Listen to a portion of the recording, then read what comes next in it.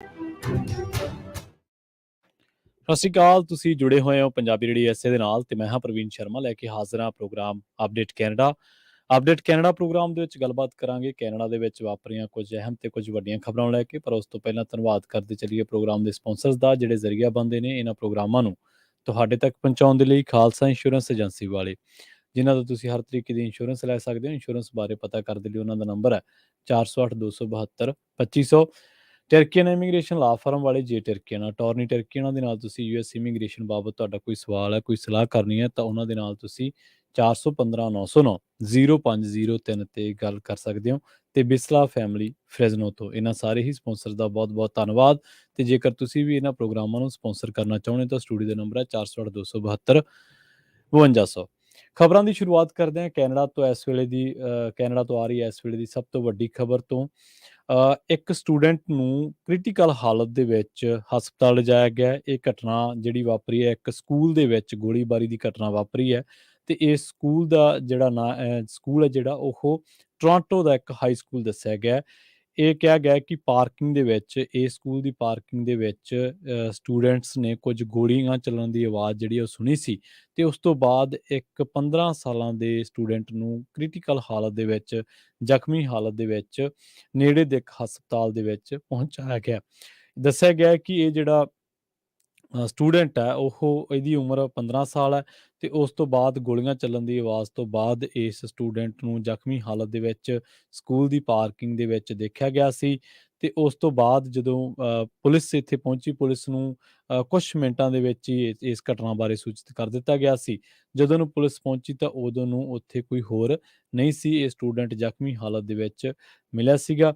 ਤੇ ਇਹ ਜਿਹੜਾ ਪਾਰਕਿੰਗ ਲੋਟ ਹੈ ਆਊਟਸਾਈਡ ਵੈਸਟਰਨ ਕਾਲਜੀਏਟ ਇੰਸਟੀਚਿਊਟ, ਉੱਥੇ ਇਹ ਜਿਹੜੀ ਘਟਨਾ ਵਾਪਰੀ ਹੈ। ਜੇਨ ਸਟਰੀਟ ਤੇ ਲਾਰੈਂਸ ਐਵੀਨਿਊ ਦੇ ਲਾਗੇ ਤਾਗੇ। ਤੇ ਇਹ 10ਵੀਂ ਗ੍ਰੇਡ 10 ਦਾ ਇਹ ਵਿਦਿਆਰਥੀ ਜਿਹੜਾ ਉਹ ਦੱਸਿਆ ਗਿਆ, 15 ਸਾਲ ਦੀ ਉਮਰ ਹੈ। ਹੁਣ ਤਾਜ਼ਾ ਖਬਰਾਂ ਦੇ ਮੁਤਾਬਕ ਇਹਦੀ ਜਿਹੜੀ ਹਾਲਤ ਆ ਉਹ ਸਕੂਲ ਦੇ ਵਿੱਚ ਕ੍ਰਿਟੀਕਲ ਦੱਸੀ ਗਈ ਹੈ। ਉਧਰ ਦੂਜੇ ਪਾਸੇ ਗੱਲ ਕਰੀਏ ਪੀਰੇ ਪੋਲੀਐਵ ਦੇ ਬਿਆਨ ਦੇ ਬਾਰੇ। ਤੇ ਕੈਲਗਰੀ ਦੇ ਵਿੱਚ ਬੋਲਦਿਆਂ ਵਿਰੋਧੀ ਧਿਰ ਦੇ ਆਗੂ ਪੀਰੇ ਪੋਲੀਐਵ ਨੇ ਕੈਨੇਡਾ ਦੇ ਵਿੱਚ ਜਿਹੜੇ ਕ੍ਰਾਈਮ ਵੱਧਦਾ ਜਾ ਰਿਹਾ ਜਾਂ ਜਿਹੜੇ ਲੋਕ ਜ਼ਮਾਨਤ ਤੇ ਛੁੱਟ ਕੇ ਆ ਕੇ ਦੁਬਾਰਾ ਕ੍ਰਾਈਮ ਕਰਦੇ ਨੇ, ਉਹਨਾਂ ਦੇ ਮਸਲੇ ਤੇ ਬੋਲਦਿਆਂ ਸਰਕਾਰ ਤੇ ਤਿੱਖੇ ਨਿਸ਼ਾਨੇ ਸਾਧੇ ਨੇ। ਤੇ ਪੀਰੇ ਪੋਲੀਐਵ ਨੇ ਕਿਹਾ ਕਿ ਹੁਣ ਸਮਾਂ ਆ ਗਿਆ ਕਿ ਜਦੋਂ ਦੇਸ਼ ਦੇ ਵਿੱਚ ਜਿਹੜੇ ਕਾਨੂੰਨ ਨੇ ਉਹ ਸਖਤ ਹੋਣੇ ਚਾਹੀਦੇ ਨੇ। ਤੇ ਇਹਨਾਂ ਕਾਨੂੰਨਾਂ, ਜ਼ਮਾਨਤ ਦੇ ਜਿਹੜੇ ਕਾਨੂੰਨ ਨੇ ਉਹ ਸਖਤ ਹੋਣੇ ਚਾਹੀਦੇ ਨੇ। ਤੇ ਇਸ ਤੋਂ ਬਾਅਦ ਕਿ ਕੋਈ ਬੰਦਾ ਕ੍ਰਾਈਮ ਕਰੇ ਤਾਂ ਉਹ ਦੁਬਾਰਾ ਇਸ ਦੁਨੀਆ ਦੇ ਵਿੱਚ ਨਾ ਆਵੇ। ਤੇ ਸਰਕਾਰ ਨੂੰ ਚਾਹੀਦਾ ਹੈ ਕਿ ਉਹ ਸਖਤ ਤੋਂ ਸਖਤ ਕਾਨੂੰਨ ਬਣਾ ਕੇ ਇਸ ਕ੍ਰਾਈਮ ਉੱਤੇ ਨੱਥ ਪਾਉਣ ਦੀ ਕੋਸ਼ਿਸ਼ ਕਰੇ। ਦੱਸਦੇ ਚੱਲੀਏ ਕਿ ਇਸ ਗੱਲ ਦੀ ਜਿਹੜੀ ਆਵਾਜ਼ ਹੈ ਜਾਂ ਇਸ ਮਸਲੇ ਨੂੰ ਪਹਿਲਾਂ ਤੋਂ ਹੀ ਚੁੱਕਿਆ ਜਾ ਰਿਹਾ। ਜਦੋਂ ਤੋਂ ਕੈਨੇਡਾ ਦੇ ਵਿੱਚ ਕ੍ਰਾਈਮ ਵਧਿਆ, ਖਾਸ ਕਰਕੇ ਜੇਕਰ ਗੱਲ ਕਰੀਏ ਤਾਂ ਕੈਨੇਡਾ ਦੇ ਵੱਖ-ਵੱਖ ਪ੍ਰੀਮੀਅਰਸ, ਤਕਰੀਬਨ 13 ਪ੍ਰੀਮੀਅਰਸ ਨੇ ਇਸ ਗੱਲ ਦੇ ਹੱਕ ਦੇ ਵਿੱਚ ਆਵਾਜ਼ ਬੁਲੰਦ ਕੀਤੀ ਹੈ ਕਿ ਕੈਨੇਡਾ ਦੇ ਵਿੱਚ ਜਿਹੜੇ ਜ਼ਮਾਨਤ ਦੇ ਕਾਨੂੰਨ ਨੇ ਉਹ ਸਖਤ ਹੋਣੇ ਚਾਹੀਦੇ ਨੇ, ਤਾਂ ਜੋ ਇੱਕ ਵਾਰੀ ਜਿਹੜਾ ਕ੍ਰਾਈਮ ਕਰਕੇ ਬੰਦਾ ਦੂਜੀ ਵਾਰੀ ਉਹਨੂੰ ਕ੍ਰਾਈਮ ਕਰਨ ਦੇ ਵਿੱਚ ਹੱਲਾਸ਼ੇਰੀ ਨਾ ਮਿਲੇ। ਤੇ ਇਹਦੇ ਨਾਲ ਹੀ ਬਹੁਤ ਸਾਰੇ ਜਿਹੜੇ ਕੈਨੇਡਾ ਦੀ ਪੁਲਿਸ ਸਰਵਿਸ ਦੇ ਨਾਲ ਜੁੜੇ ਹੋਏ ਲੋਕ ਨੇ, ਅਫਸਰ ਨੇ, ਉਹਨਾਂ ਨੇ ਵੀ ਇਹ ਗੱਲ ਕਹੀ ਹੈ ਕਿ ਕੈਨੇਡਾ ਦੇ ਵਿੱਚ ਜਿਹੜੇ ਜ਼ਮਾਨਤ ਕਾਨੂੰਨ ਨੇ ਉਹ ਸਖਤ ਹੋਣੇ ਚਾਹੀਦੇ ਨੇ ਤੇ ਇੱਕ ਵਾਰ ਕ੍ਰਾਈਮ ਕਰਨ ਤੋਂ ਬਾਅਦ ਕੋਈ ਵੀ ਬੰਦਾ ਦੂਜੀ ਵਾਰੀ ਕ੍ਰਾਈਮ ਨਾ ਕਰੇ।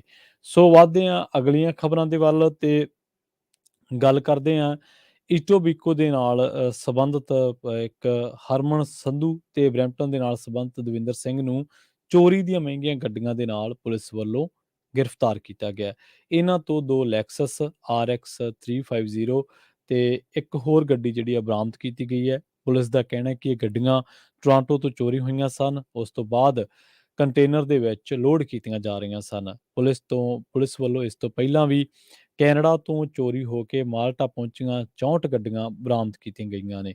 ਸੋ ਇਹ ਜਿਹੜੀ ਖਬਰ ਹੈ ਉਹ ਇਟੋਬੀਕੋ ਦੇ ਨਾਲ ਸੰਬੰਧਿਤ ਹਰਮਨ ਸੰਧੂ ਦੇ ਨਾਲ ਹੈ ਤੇ ਬਰੈਂਪਟਨ ਦੇ ਨਾਲ ਸੰਬੰਧਿਤ ਦਵਿੰਦਰ ਸਿੰਘ ਹੈ, ਜਿਨ੍ਹਾਂ ਦੀ ਗ੍ਰਿਫਤਾਰੀ ਹੋਈ ਹੈ ਚੋਰੀ ਦੀਆਂ ਮਹਿੰਗੀਆਂ ਗੱਡੀਆਂ ਦੇ ਮਾਮਲੇ ਦੇ ਵਿੱਚ। ਤੇ ਇਹਨਾਂ ਤੋਂ 2 ਲੈਕਸਸ ਗੱਡੀਆਂ ਤੇ ਇੱਕ ਹੋਰ ਗੱਡੀ ਬਰਾਮਦ ਕੀਤੀ ਗਈ ਹੈ ਤੇ ਇਹਨਾਂ ਨੂੰ ਕੰਟੇਨਰ ਦੇ ਵਿੱਚ ਲੋਡ ਕੀਤਾ ਜਾ ਰਿਹਾ ਸੀ। ਤੇ ਇਹ ਗ੍ਰਿਫਤਾਰੀ ਟੋਰਾਂਟੋ ਪੁਲਿਸ ਵੱਲੋਂ ਜਿਹੜੀ ਆ ਉਹ ਕੀਤੀ ਗਈ ਹੈ। ਕੈਨੇਡਾ ਦੇ ਸ਼ਹਿਰ ਮਿਸੀਸਾਗਾ ਦਾ ਰੁਖ ਕਰਾਂਗੇ, ਜਿੱਥੇ ਰਾਮ ਮੰਦਰ ਦੇ ਉੱਤੇ ਭਾਰਤ ਦੇ ਪ੍ਰਧਾਨ ਮੰਤਰੀ ਨਰਿੰਦਰ ਮੋਦੀ ਤੇ ਭਾਰਤ ਵਿਰੋਧੀ ਨਾਅਰੇ ਲਿਖਣ ਦਾ ਮਾਮਲਾ ਸਾਹਮਣੇ ਆਇਆ ਤੇ ਇਸ ਤੋਂ ਕਰੀਬ 2 ਹਫ਼ਤੇ ਪਹਿਲਾਂ ਬਰੈਂਪਟਨ ਸ਼ਹਿਰ ਦੇ ਵਿੱਚ ਸਥਿਤ ਗੌਰੀ ਸ਼ੰਕਰ ਮੰਦਿਰ ਦੇ ਵਿੱਚ ਵੀ ਅਜਿਹਾ ਮਾਮਲਾ ਸਾਹਮਣੇ ਆਇਆ ਸੀ। ਇਹੋ ਜਿਹੀਆਂ ਵਾਰਦਾਤਾਂ ਪਿਛਲੇ ਸਮੇਂ ਦੇ ਦੌਰਾਨ ਕਾਫੀ ਵਧੀਆਂ ਨੇ, ਖਾਸ ਕਰਕੇ ਜਦੋਂ ਤੋਂ ਕੈਨੇਡਾ ਦੇ ਵਿੱਚ ਖਾਲਿਸਤਾਨ ਰੈਫਰੈਂਡਮ ਦੀ ਗੱਲ ਸ਼ੁਰੂ ਹੋਈ ਹੈ। ਇਹਨਾਂ ਵਾਰਦਾਤਾਂ ਦੇ ਪਿੱਛੇ ਕੌਣ ਆ, ਹਾਲੇ ਤੱਕ ਪੁਲਿਸ ਪਤਾ ਲਗਾਉਣ ਦੇ ਵਿੱਚ ਨਾਕਾਮ ਰਹੀ ਹੈ। ਕੈਨੇਡਾ ਦੀ ਫੋਰਨ ਅਫੇਅਰਸ ਮਿਨਿਸਟਰ ਮੈਲਨੀ ਜੋਲੀ ਨੇ ਕਿਹਾ ਹੈ ਕਿ ਮੰਦਰਾਂ ਦੇ ਵਿੱਚ ਵਾਪਰ ਰਹੀਆਂ ਅਜਿਹੀਆਂ ਘਟਨਾਵਾਂ ਬੰਦ ਹੋਣੀਆਂ ਚਾਹੀਦੀਆਂ ਨੇ। ਪੁਲਿਸ ਅਤੇ ਖੁਫੀਆ ਏਜੰਸੀਆਂ ਨੂੰ ਇਹਨਾਂ ਘਟਨਾਵਾਂ ਨੂੰ ਅੰਜਾਮ ਦੇਣ ਦਾ ਵਾਲਿਆਂ ਤੱਕ ਜਲਦ ਪਹੁੰਚਣ ਦੀ ਲੋੜ ਹੈ ਤਾਂ ਕਿ ਨਫ਼ਰਤ ਫੈਲਾਉਣ ਵਾਲੇ ਦੋਸ਼ੀ ਸਲਾਖਾਂ ਦੇ ਪਿੱਛੇ ਹੋਣ।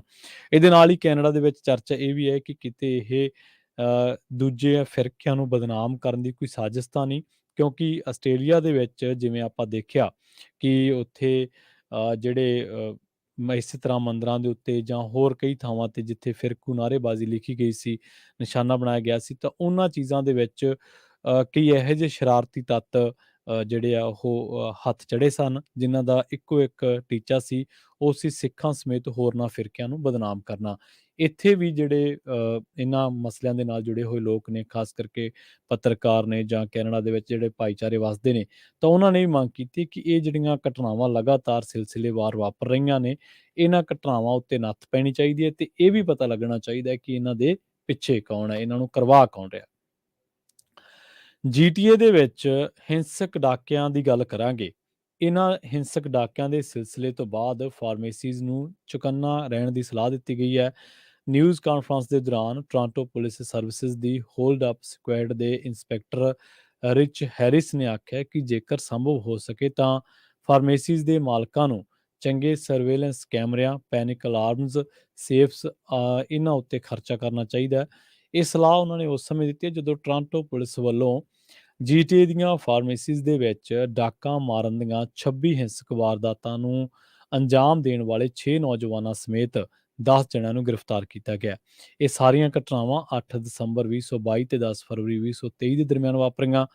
ਪੁਲਿਸ ਨੇ ਦੱਸਿਆ ਕਿ ਸਾਰੇ ਮਾਮਲਿਆਂ ਦੇ ਵਿੱਚ ਚੋਰੀ ਦੀਆਂ ਗੱਡੀਆਂ ਦੇ ਵਿੱਚ ਸਵਾਰ ਹੋ ਕੇ ਕੁਝ ਵਿਅਕਤੀਆਂ ਦੇ ਗਰੁੱਪਸ ਵੱਲੋਂ ਫਾਰਮੇਸੀਜ਼ ਨੂੰ ਨਿਸ਼ਾਨਾ ਬਣਾਇਆ ਗਿਆ ਤੇ ਇਹਨਾਂ ਡਾਕਿਆਂ ਦੇ ਦੌਰਾਨ ਨਾਰਕੋਟਿਕਸ ਅਤੇ ਨਕਦੀ ਵੀ ਲੁੱਟੀ ਗਈ। ਕਈ ਮਾਮਲਿਆਂ ਦੇ ਵਿੱਚ ਲੁਟੇਰਿਆਂ ਵੱਲੋਂ ਹੈਂਡਗਨਸ ਦੀ ਵਰਤੋਂ ਵੀ ਕੀਤੀ ਗਈ ਤੇ ਕਿਤੇ ਚਾਕੂ ਦਿਖਾ ਕੇ ਵੀ ਲੁੱਟ ਨੂੰ ਅੰਜਾਮ ਦਿੱਤਾ ਗਿਆ।